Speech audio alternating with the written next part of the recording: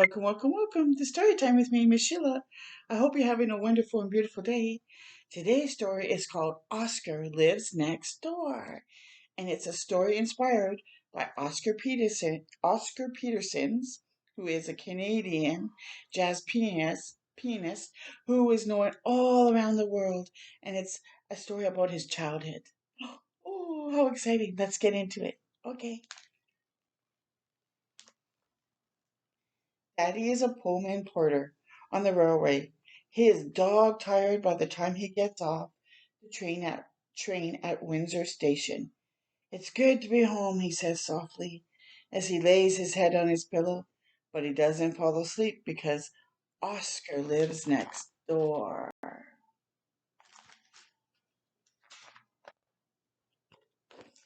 Root a toot toot, root a toot toot goes Oscar's trumpet.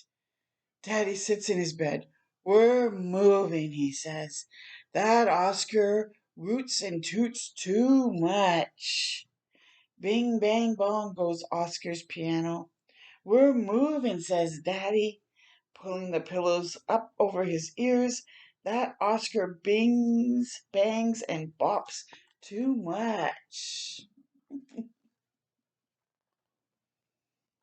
Oh. Oscar's brothers and sisters played musical instruments too. They jammed day and night. Bing, bang, bomb, bop, bang. Root toot, toot, toot, toot.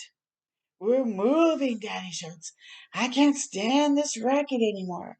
He shoves cotton in his ears, but nothing can drown out the music from next door.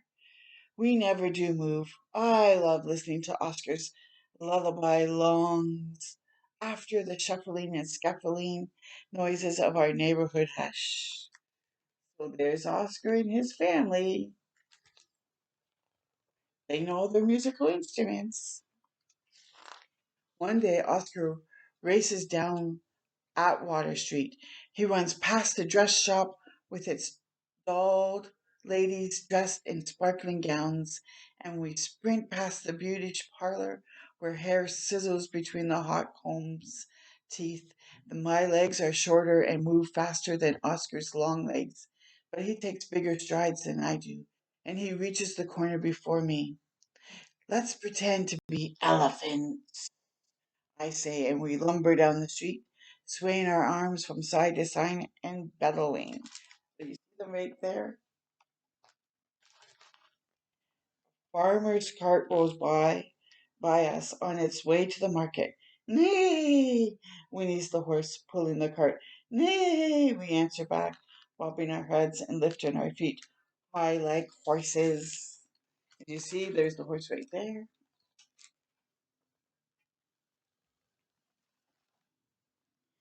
We we giddy up back to the church where we play a trick on Reverend James.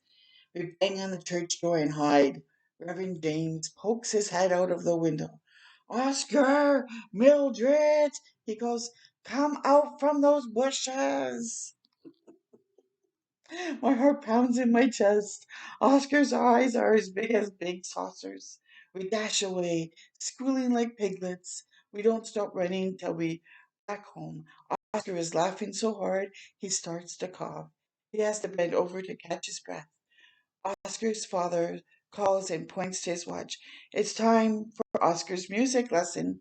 See you tomorrow, Oscar, I say, and Oscar waves goodbye.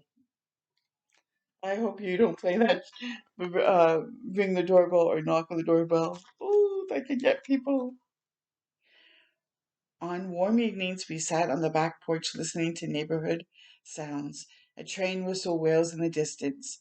Daddy's train. That's A and F, says Oscar. I strain to listen, but only Oscar can hear every musical note of the howling choo choos as Daddy's train leaves the station and clangs along the canal. The trumpet is Oscar's favorite instrument. There's there's a genie inside, whispers Oscar. Listen. He blows a few notes, and like magic, a turban genie curls out of the trumpet's mouth and floats above the telephone wires. Oscar is a musician. Wow. How beautiful is that? The following Saturday morning, I wait for Oscar to race me to the corner again, but he doesn't come out. I knock on his door. Is Oscar home? Oscar's very sick, replies Mrs. Peterson. He had to go to the hospital last night. It turns out Oscar has a disease with a long name, tuberculosis. Thank goodness there is a shorter way to say it. TB. Oscar has TB. The doctor says he'll get better, but it will take a long time. I hide in the hall closet. Millie! Mom calls me to supper. I squirm deeper into the closet.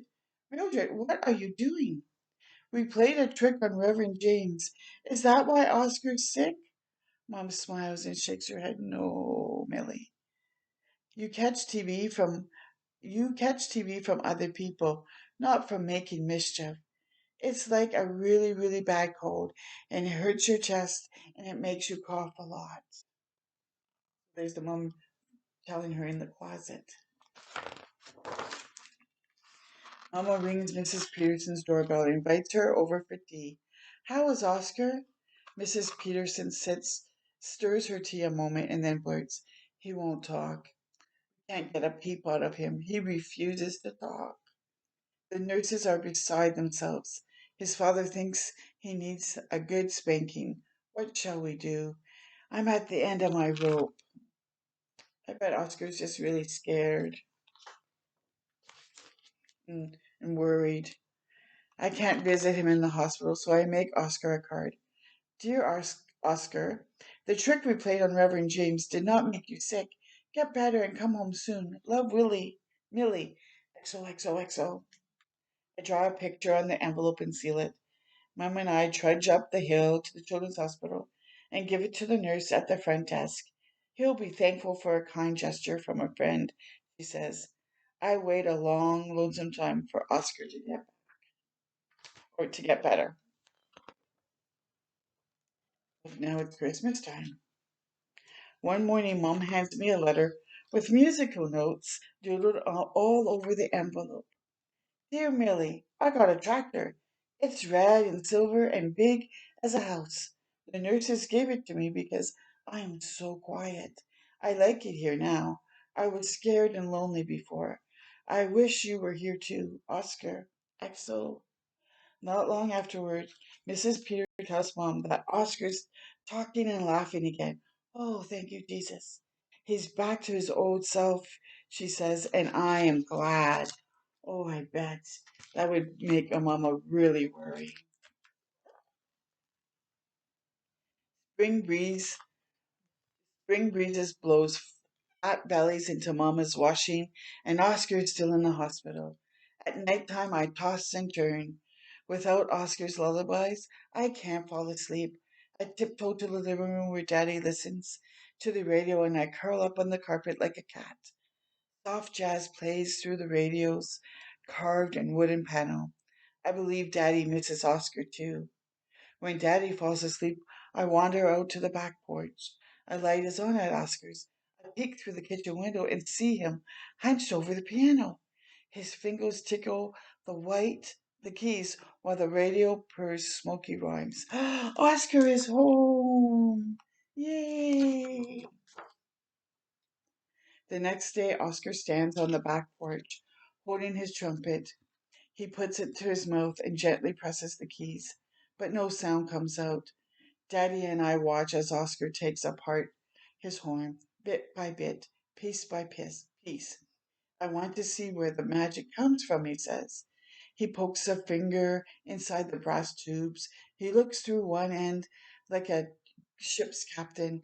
Pretty soon the floor is cluttered with shiny tubes and valves that he can't put together.